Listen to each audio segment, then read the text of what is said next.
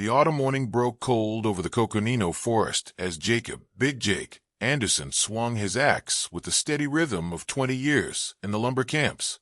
At 45, the Swedish immigrant had found solace in the isolation of Arizona territory, far from the Minnesota cemetery where his wife and 2 children lay buried, victims of the cholera outbreak that had destroyed his world 5 years ago.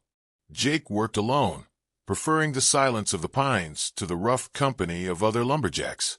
The forest sounds had become his companions, the whisper of wind through branches, the distant call of hawks, the crack of falling timber. But this morning, something was different. The woods had gone unnaturally quiet.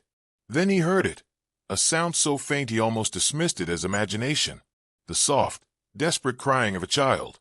Jake set down his axe and followed the sound deeper into the forest. His instincts, honed by years in the wilderness, told him this wasn't a trap.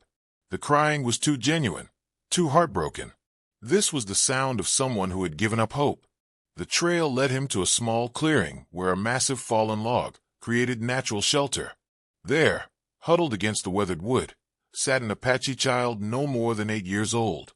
The boy's traditional clothing was torn and stained, his long black hair matted with dirt. But it was his eyes that stopped Jake cold, huge, dark, and filled with the desperate hunger of someone who hadn't eaten in days. The child looked up at Jake's approach and pressed himself harder against the log. Too weak to run. He was starving, Jake realized, probably had been for nearly a week. "Easy there, little one," Jake said softly, his voice carrying the gentle tone he had once used with his own children. "I'm not going to hurt you." Jake slowly reached into his leather satchel and pulled out his daily rations, a chunk of sourdough bread, some dried beef, and a piece of cheese wrapped in cloth. It wasn't much, barely enough to sustain a working man through the day. But looking at this starving child, Jake knew he had no choice. "Here," he said, setting the food on the ground between them. "You need this more than I do." The boy stared at the offering as if it might be a mirage. In his young life, he had probably learned that gifts from white men usually came with terrible prices. But hunger was stronger than fear. Slowly, the child crawled forward and grabbed the bread, tearing into it with desperate intensity. Jake watched in silence as the boy devoured every crumb. When the meal was finished, the child looked up with eyes that held both gratitude and confusion. "What's your name, son?" Jake asked gently. The boy said something in Apache, then pointed to his chest. "Nailnish," he whispered. "I'm Jake," the lumberjack replied. "Jake Anderson." The sound of approaching horses interrupted them. Sheriff Tom Bradley and 2 deputies emerged from the trees, their faces grim. "Jake," Bradley called out, "we're tracking Apache raiders. You seen anything unusual?" Jake's heart hammered as he casually shifted to block the sheriff's view of Nailnish, who had frozen behind a fallen log. "Just me and the trees, Sheriff," Jake replied steadily. "Been working alone all morning." "Apache hit a ranch south of here 3 days ago," Bradley explained. "Killed 2 men, ran off horses. You keep your eyes open." After the lawman rode away, Jake sat in the silence, realizing what he had just done. He had lied to territorial authorities to protect an Apache child. In a land where such actions could be seen as treason, he had chosen compassion over safety. But looking at Nailnish, who was now watching him with something approaching trust, Jake knew he would make the same choice again. "Come on, son," Jake said, gathering his tools. "Let's get you somewhere safe." As they walked toward his cabin, Jake wondered if he had just made the wisest decision of his life or the most foolish. All he knew for certain was that he couldn't abandon a child in need. Not again. 3 weeks had passed since Jake brought Nailnish to his remote cabin, and in that time, both man and boy had begun to learn the complex language of trust. The child had grown stronger on regular meals, but more importantly, he had begun to believe that not all white men were enemies. Jake taught Nailnish simple English words while learning Apache phrases in return. Fire became Khan. Water became Tu. But beyond language, they were building something deeper, the understanding that humanity transcended the color of skin or the customs of birth. Through broken English and expressive gestures, Nailnish gradually told his story. His small band had been living peacefully in the remote mountains, when soldiers attacked at dawn 3 weeks ago. His parents had been killed, his entire family wiped out. He had wandered alone until starvation brought him to the clearing where Jake found him. The story broke Jake's heart, but it also filled him with determination. This child had lost everything, just as Jake had lost his own family to disease. Perhaps they could help heal each other's wounds. The fragile peace was shattered on a cold November morning when Caleb Morrison arrived with 2 armed men. Morrison was a fellow lumberjack whose brother had been killed in an Apache raid, leaving him consumed with hatred for all Apache people. "Step aside, Jake," Morrison demanded, his hand on his gun. "We know you're harboring an Apache brat. Time to turn him over to proper authorities." Jake moved protectively in front of his cabin door. "He's just a child, Caleb. A hungry, frightened child who's done nothing wrong." "He's Apache," Morrison spat. "His people killed my brother. They're all murderers, from the oldest warrior to the youngest brat." "This boy's family was murdered by soldiers," Jake replied firmly. "He's a victim, not a criminal." The confrontation was interrupted by an Apache war cry echoing through the forest. Morrison and his men went pale as Apache warriors emerged from the trees, surrounding them with rifles ready. The leader, a man named Victorio, stepped forward. "You are the white man who feeds Apache children?" he asked Jake in careful English. "I am," Jake replied, his heart racing. Victorio nodded slowly. "We have been searching for the grandson of Chief Mongus, the boy lost when soldiers killed his family." Jake realized that word of his care for Nailnish had somehow reached the Apache community. The warriors had been watching, evaluating, deciding whether this white man could be trusted. "The boy is safe," Jake said. "He has been well cared for." "We know," Victorio replied. "We have seen your kindness. Now we come to take him home to his people." Nailnish emerged from the cabin, running to embrace Victorio with joy. But before leaving with his uncle, the boy approached Jake with something wrapped in buckskin. "For you," Nailnish said, placing a small carved wooden bear in Jake's hands. "You are bear man strong. Protect cubs." Jake knelt to the boy's level, his throat tight with emotion. "You are my Apache son. I will remember you always." As the Apache warriors prepared to leave with Nailnish, Victorio approached Jake one final time. "The boy has told us of your kindness," he said quietly. "This will not be forgotten by our people. You chose to see a child in need rather than an enemy. That makes you rare." Jake watched them disappear into the forest, holding the wooden bear and listening to the silence. But it wasn't the empty silence he had sought when he first came to Arizona. This was the peace that comes from knowing you've made a difference in the world. 6 months later, Jake was splitting firewood when a Mexican priest arrived on a burro. Father Miguel Santos carried a message that would change everything. "I come from young Nailnish and his grandfather, Chief Mongus," the priest explained over coffee in Jake's cabin. "They wish to propose something unprecedented." Father Santos unfolded a letter written in careful English. "To Jake Anderson, the man with a good heart. My grandson speaks of you with great love. He says you taught him white man's words while respecting his Apache spirit. We need such a teacher for our children. Will you help us build a bridge between our worlds?" "Chief Mongus," the priest leaned forward. "They want to create a school where Apache children can learn English and mathematics without losing their cultural identity. A place where understanding can grow instead of hatred." Jake felt his heart racing. But where would such a school be? An old Spanish mission, abandoned for 50 years, sits in neutral territory between white settlements and Apache lands, sacred to both peoples. The opportunity to see Nailnish again, to perhaps help create something meaningful from tragedy, was too important to ignore. "I'll do it," Jake said simply. 2 weeks later, Jake rode into Chief Mungus's hidden canyon camp under Father Santos's protection. The Apache settlement was nothing like the savage wilderness he'd been taught to expect. This was a community of families living with dignity despite constant threats. Chief Mongus, an elderly man with sharp, intelligent eyes, evaluated Jake carefully. "You are the one who saved my grandson." "I am," Jake replied. "Nailnish," the chief called, and Jake's heart leaped as the boy emerged from behind a wickiup. Nailnish had grown in the months since Jake last saw him, taller, more confident, glowing with health. When he saw Jake, his face lit up with joy. "Bear man," Nailnish cried, running to embrace his former protector. "You came." The reunion was everything Jake had hoped for. The boy he had saved was thriving among his people, but he still remembered the white man who had shown him kindness. Chief Mongoose watched this interaction with interest. "My grandson has told me how you taught him English, while encouraging him to remember Apache stories. This is wisdom, to learn from others without losing yourself." The negotiations continued for 3 days. Various Apache leaders shared concerns about exposing their children to white education, but Nailnish provided the argument that convinced them. "I learned white man's words from Bear Man," the boy said during a council session, his English now remarkably fluent. "But I am still Apache, still proud of my grandfather, still remember my father's stories.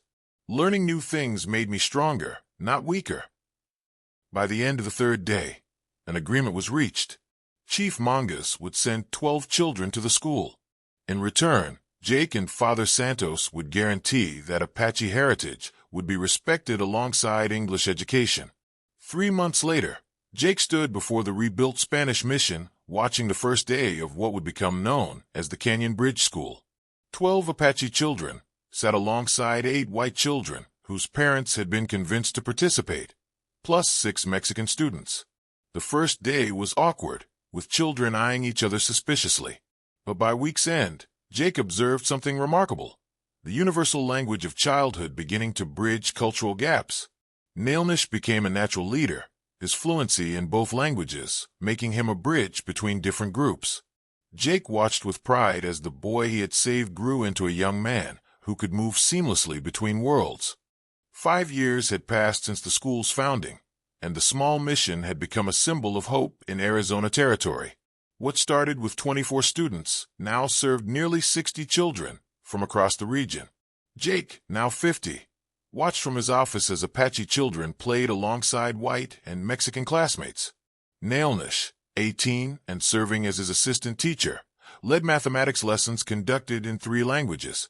But success had brought new challenges. Inspector Gerald Whitman from the Bureau of Indian Affairs arrived to evaluate the unauthorized school, expecting to find a backward operation that violated federal Indian education policies.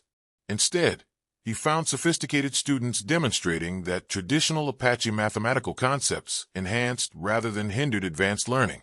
Nailnish, now holding certificates from the University of Arizona, calmly explained how geometric principles underlying Apache beadwork patterns required knowledge of calculus and spatial relationships.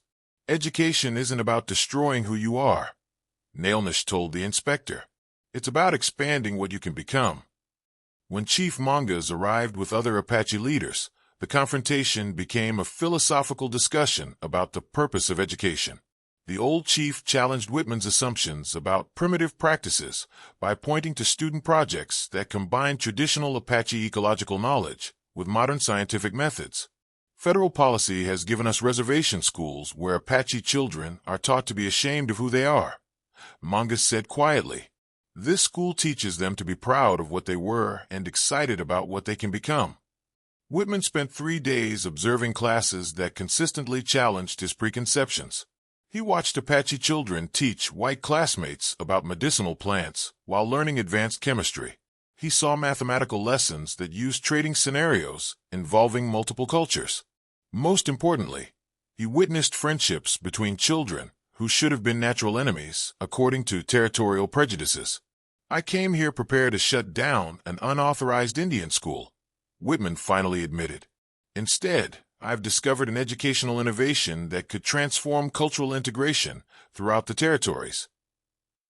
6 months later, federal funding allowed the school to expand. Delegates from other territories came to observe the Canyon Bridge model. Nailnish was accepted to study law at Harvard University, planning to return as an advocate for Apache rights and cross-cultural cooperation. Before leaving for the East, Nailnish asked Jake to walk with him to where their story began. They stood together in the forest clearing where Jake had first found a starving Apache child. A small stone marker had been placed there, inscribed in 3 languages. Here began the understanding that kindness knows no boundaries. Do you ever wonder what would have happened if you had walked away that morning? Nailnish asked. Jake considered seriously. Every day. But then I think about all the children who have learned to see past skin color, all the families who have found common ground, all the communities that have chosen cooperation over conflict. My grandfather says every act of kindness creates ripples that spread farther than we can imagine. Nailnish smiled. Your decision to share your meal has touched hundreds of lives. 10 years later, Jake received a letter that filled his heart with joy. Nailnish wrote from the territorial capital, where he had just been sworn in as the first Apache member of the Arizona Territorial Legislature. Most importantly, the letter continued, Sarah and I have been blessed with our first child, a son we have named Jacob, after the man who taught me that courage comes in many forms, but the most important is the courage to care for those who need help. Jake folded the letter carefully, placing it next to the carved wooden bear that still sat on his mantelpiece. Outside his window, Current Canyon Bridge students worked in the school garden, Apache and white and Mexican children learning together about making things grow in difficult soil. As the sun set over the pine forests where his journey began, Jake reflected on the unexpected path his life had taken. He had come to Arizona as a broken man seeking isolation, but discovered that healing comes not from avoiding pain, but from transforming it into something meaningful. A single act of compassion, sharing his last meal with a starving child, had become the foundation for changes reaching far beyond anything he could have imagined. Children who might have grown up as enemies were now friends and colleagues. Communities separated by suspicion were learning to build on common ground. The lumberjack who found a starving Apache child had become something he never expected.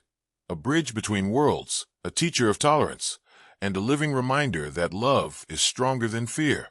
And all of it had started with a simple decision to share his only meal with the hungry child.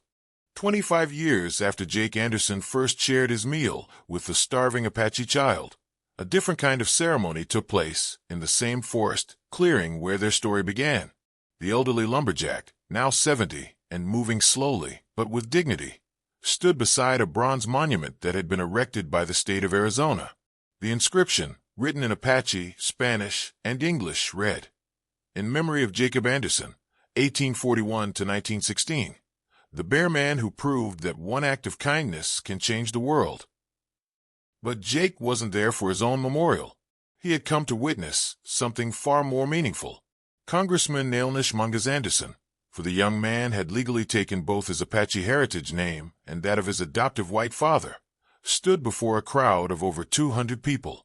Apache families sat beside white ranchers and Mexican farmers, their children playing together as their parents listened to the dedication speech. My grandfather, Chief Mungus, once told me that the strongest trees grow from the smallest seeds, Nailnish said, his voice carrying clearly through the forest. The seed planted in this clearing was simple, one man choosing to feed a hungry child instead of walking away. Jake smiled as he listened to the man Nailnish had become. Now 43, the former starving child served as Arizona's representative in the U.S. Congress, advocating for Native American rights and educational reform. His wife, Sarah, Father Santos's niece, had become a renowned educator in her own right. Their 5 children, 3 boys and 2 girls, were living proof that bridges between cultures could be built and strengthened across generations. But that seed grew into something none of us could have imagined. Nailnish continued. Today, 17 Canyon Bridge schools operate across the Southwest. Over 3,000 children have graduated from programs that honor their heritage while preparing them for the future. Apache doctors, Mexican engineers, white teachers who speak 3 languages, all growing from that first moment of compassion. In the crowd, Jake could see many familiar faces. Dr. Maria Gonzalez, the first Mexican Apache woman to graduate from medical school, now ran a clinic that served both reservation and off-reservation communities. William Thompson, whose white parents had initially opposed integrated education, had become a federal judge known for his fair treatment of cases involving Native American rights. Most remarkably, even some former enemies had been transformed. Caleb Morrison, the man who had once tried to harm Nailnish, sat in the back row with his grandson, a boy who attended one of the New Canyon Bridge schools and spoke fluent Apache. "The monument behind me honors Jake Anderson," Nailnish said, gesturing to the bronze statue. "But the real monument is what we see before us, communities that have learned to build on what unites us rather than what divides us." As the ceremony concluded and families began to disperse, young Jacob Mungus Anderson, Nailnish's eldest son and Jake's namesake, approached the old lumberjack. "Grandfather Jake," the 12-year-old said, using the title Jake had earned through love rather than blood, "will you tell me again about the morning you found my father in the forest?" Jake's eyes twinkled as he looked down at the boy, who carried both Apache and Swedish features, a living symbol of what the future could hold when people chose understanding over fear. "Well, young Jacob," the old man said, settling onto the same fallen log where he had first offered food to a starving child, "it was a morning much like this one, when the forest went quiet, and I heard something that changed my life forever." As Jake began the familiar story, other children gathered around, Apache, Mexican, and white children who knew this tale by heart but never tired of hearing it. Their parents and grandparents listened too, remembering their own moments when they had chosen kindness over suspicion, cooperation over conflict. The sun set through the ponderosa pines, casting long shadows across a clearing that had become a symbol of hope. Somewhere in the distance, a coyote howled, and the desert wind carried the scent of sage and pine. But here, in this sacred space where worlds had learned to meet, there was only the warm sound of children's laughter and the quiet voice of an old man, sharing the story of how one shared meal had helped heal a wounded land. The ripples continued to spread, carrying the message that compassion knows no boundaries, that courage comes in many forms, and that the most powerful force in the world is still the simple decision to help someone in need. And in that forest clearing where it all began, the spirit of understanding lived on, planted deep in the hearts of children who would carry it forward into whatever future awaited.